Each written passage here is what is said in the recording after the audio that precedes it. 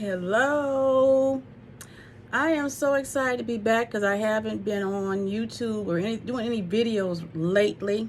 But I felt like really talking today because it is May. I don't know about you, but I know about this time of the year, I get very excited, not just because school is closing. No, it's not just because of that. It's like it's getting a little warmer. I like spring. I like spring a lot. And so, but it's also time when we're getting ready to go into the summer break. As an educator, I know we enjoy teaching. If you're an educator and you are in this profession, I would hope and pray that you find some love in it. For one thing, you're working with kids, and it's just I think a wonderful feeling. And I like to find people what they need, resources, research. When find a child a book that they really want, that really excites me. And I feel as an educator, we should be excited and use this time as not just a time to recharge, refuel, but to reflect. And I wanted to talk about some issues. It's a bad thing, but I think it's something that we should talk about so we can get better at it. And it is the new advent. I call it an advent because it seems like it's like a trend of fighting teachers. I don't know what happened when it was okay to slap an adult. I mean, you see in the news, it's teachers having straight brawls with kids. I mean, kids are swinging on teachers. Young ladies, not just the boys. They are doing it. And I don't know where it happened till we got to this point. I think I do know, though. I think I do know. If you watch some of my later videos, especially after the pandemic, and some of my writings on LinkedIn, which I encourage you also to go to LinkedIn, join me on LinkedIn, and I also have a website, www.ultradidactic.com. That's me and my team. But I've saw and I've been noticing, and there's been research. I've done my own little research on this.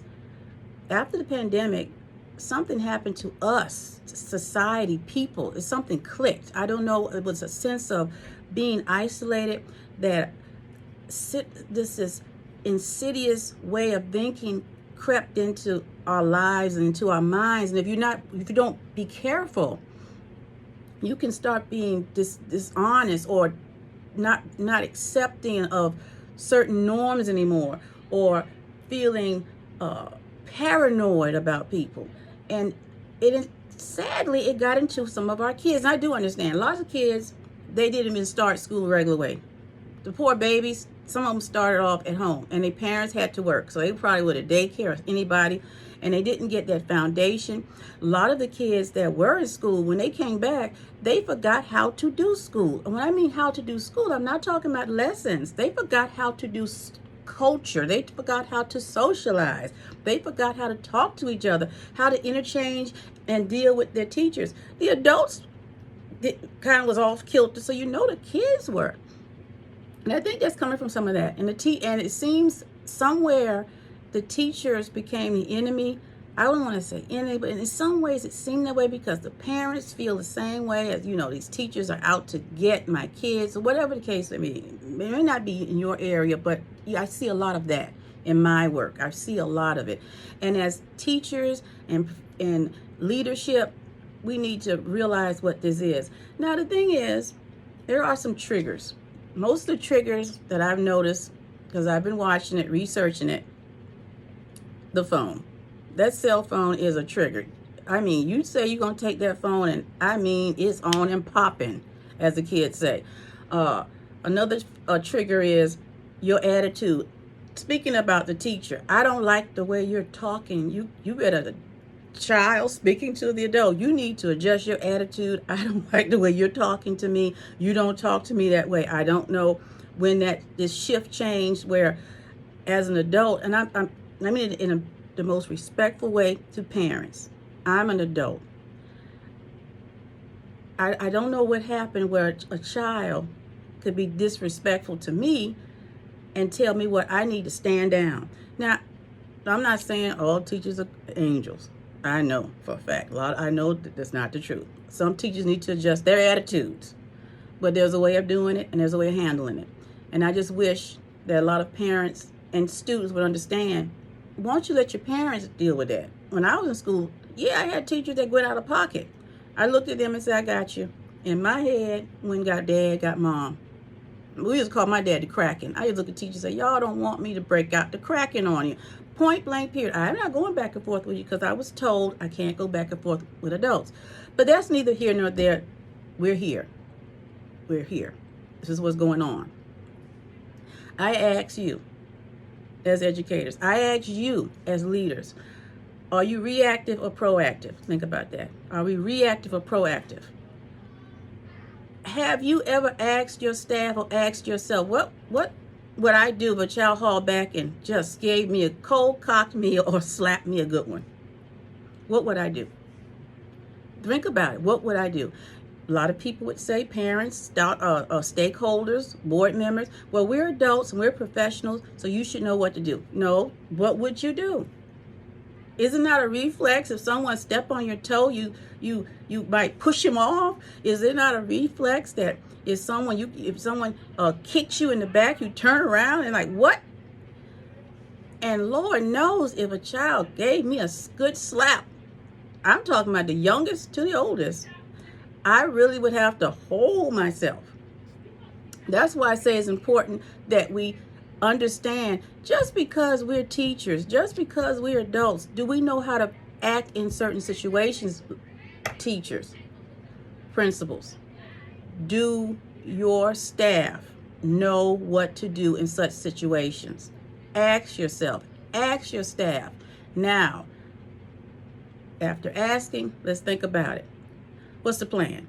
I believe in being proactive, not reactive. I always say that. You will hear me say it a lot. Proactive, not reactive. Plan. We're teachers. We need to plan. Now is the time to set that plan in motion. Now is the time to start thinking, because to say it ain't going to come your way, it's almost like it's a social media challenge for kids to do this. You do not be misled. Do not be misled. Things will happen and they'll come out of the weirdest situations, and you'll be like, I didn't expect that. So do you ask your staff, what do we do if a child approaches us and slap us? Now, we have certain rules as educators. We're supposed to pick up the phones. We're supposed to do certain things, and certain kids are not having it. What is the protocol if a child says, I'm not giving you this phone? What if the protocol if a child is being irate and just feel like I'm going at the teacher today? What's going to happen? What is the actions that we do? This is things we need to think about, because what we're dealing with, it's not going to change anytime soon. So we're going to have to come up with the plan, and that's where I come in and other people come in to come and help you, because you'll be surprised you don't know what to do. Every school is different. The U.S. Department of Education, the State Department, your school board, they will send down different procedures. They will send down, we expect you to be professional. We expect you to do this. We expect you to follow the protocols. It's up to you, individual schools, to decide how you want to handle this. What's going to happen? A lot of teachers feel like, well, I'm out here by myself. Once a child slap you and you wrestle that child down to the floor and you give them a good slap too, it's kind of like, I don't know at what point what a principal could do to try to stand up or support you. I know we have video. We can always say, well, the child asked for it. Most of the time, these kids are coming at you. Every school is different. Do you have a plan? Have you talked about it? Have you talked to your teachers? To assume that an adult knows what to do in a certain situation is asinine. It ain't that. No one taught me when I went to library school. No one taught me when I was undergrad taking educational courses what to do if a child just would be belligerent, if a child just punched me, if a child pushed me. No one told me what to do with that. I have to think sometime to myself, what will I do? And I would probably leave the room. I personally would try to call for help, because I have to be in the moment. But I practiced that. A lot of people have not practiced that. You have teachers that they also got a hairline trigger, that emotional outburst they have about them. They got that temper themselves. So You got to train. You got to talk to your staff, talk to yourself. How are we going to handle these situations coming up in a new school year? And that's where that training, that professional learning training and the professional staff development training over the summer comes in. Classroom management is very important right now. It is becoming a thing, teachers. It is becoming a thing, school boards. It is becoming a thing, principals, for kids to be aggressive toward teachers for whatever reason. Some may be justified. I don't, I never think violence is justified, but in some people's minds, it is. And it's starting from babies. You have babies bringing guns to school and shooting a teacher because they probably feel I've been wronged.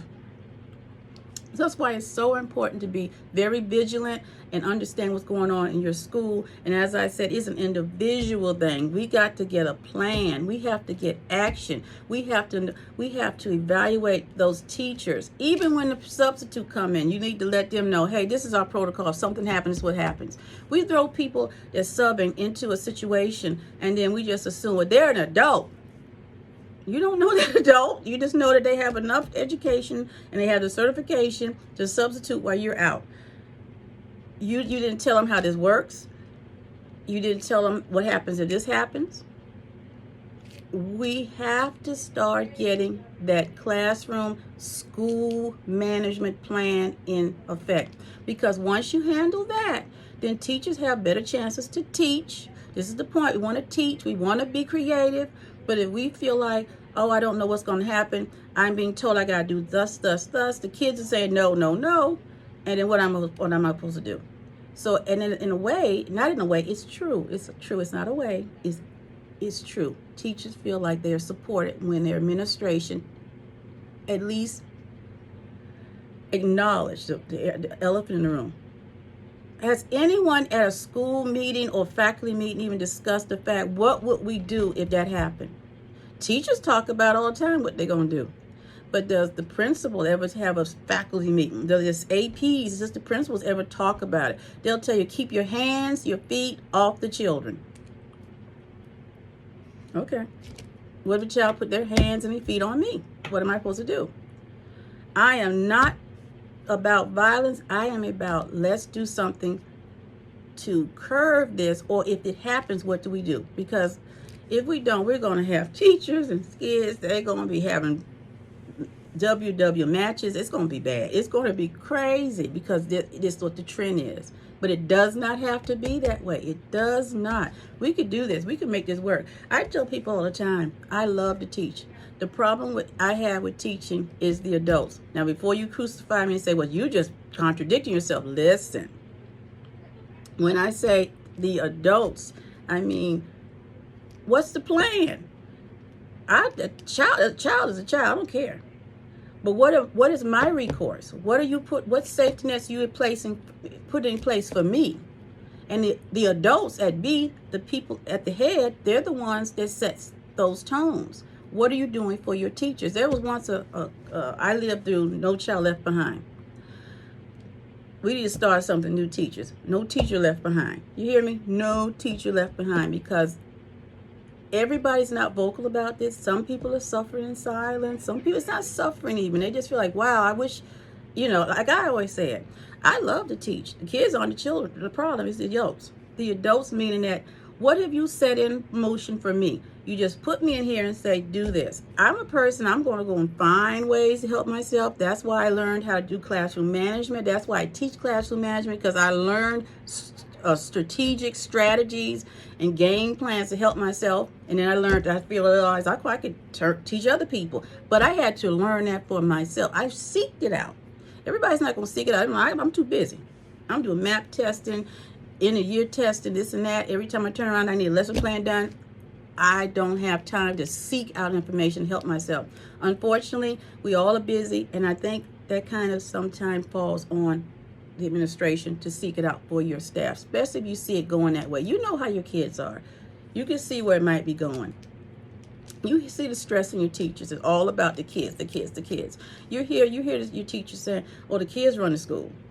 So it's up to you to decide. Let's find up. Let's plan. Let's sit down. Let's get that classroom management or school environment committee together, and let's talk about how we safety net these issues. Because if we could do that, everything else is going to fall in place. You get the behavior right. I could teach up a storm. If I got backing, and I know I got backing, I can make some stuff happen. Trust me, I'm good at what I do. And I think most teachers feel the same way. It's that support. When I got support and I know what I need to do, if something pops off or jumps off, whatever, and I take responsibility then. I had to take whole responsibility. But you got to have the plan. You have to have the plan of action. As I said, I know I'm saying things over and over again because I really want you to understand it's about the plan. It's about that. What am I supposed to do? If that happens. Where's the safety nets for the teachers? And once you get the plan, let the parents know. I know at the beginning of the year we sent out the behavior compact, or the school system sends out the behavior handbook, and I don't know how many people really listen to it or read it or whatever. But during PTA, in the school PTA, mid PTA, you want to reiterate, this is what we're not, parents. Please understand, we can't have your kids being violent or being aggressive toward the teacher. If there's a problem, we need to talk it out. Parents, I've also talked to my staff and told them this is what they need to do in such a case. And it goes beyond, just don't put your hands or your feet on the kids. It goes beyond that. It really does. Nowadays it does, because now it's a game. Now I think it's more than, it's not just you getting on my nerve or trigger my phone, or I don't like your attitude, teacher. I think it's more to this point now, we just want to do this. It's fun. Let's video it. It's almost like a witch hunt, like a Salem witch hunt. Now let's get the teachers. I'm not saying the teachers are, it's kids are all to blame, parents all to blame. It is what has become a microsphere of negativity from the pandemic. It's something that you can't even help yourself you can't even help yourself from falling into. It's not anyone's fault, but it's what we're dealing with. And that's why I came on this morning to talk about getting a plan of action. Asking yourself, what would you do? Asking your teachers, what are we going to do? If this happened, what are we going to do? Because cameras don't help. Well, shucks, the kids going to video it anyway. Things are happening. People don't know what to do. They're frustrated. And we don't want the teachers to feel that way. You don't want runaway good teachers. We don't want to do that. We want to be positive. So at this end of this school year, I just came on this morning to talk about, hey, let's plan on it, because I don't think we really think about it. Teachers talk about it. We do. Educators say what I would do. People say what they would do. Parents say, well, you can always call me. Yeah, in the middle of the heat of action, So we work in a partnership. Parents, stakeholders, teachers, and administrators. I know we can come to grips with this, but it's important to set a plan. It is important to train people. It is important to understand everybody doesn't know how to react in certain situations. You just cannot say, you're an adult, you're a professional, you should know what to do. Like I said, what would you do? And I'm going to leave you with that. But as we wrap it up this school year, I look forward and hope to meet some of you. I look forward to work with some of you. If you have any questions, please leave them below. I don't mind talking to you a phone call away. We could just chat, no strings attached. You need help setting up a behavior plan, setting up a school-wide discipline plan, setting up a classroom management plan. I have no problems in helping. I would love to, because it's an individual process. Everybody is different. No, there is no blanket cover for every school. So that's why it's important to talk and tell me what you need and how I can help you. And I will find the resources for you and pull it together, and we can come up with something together, because I want everyone to say the same thing like I always say. I love to teach, and the kids aren't the problem. But I don't want to also say it's the adults. Meaning that, come on, y'all, give me some help over here. You know what I mean? So, lastly, have a great day. If it's the end of your school year, you made it. Look at it as a reflective time. Grow from it. Learn from it. Get ready for next year. And I hope to see you, meet you, talk to you, work with you. If you have any questions, just call me. And remember, if you be kind to others, I promise it will be returned to you. Bye-bye.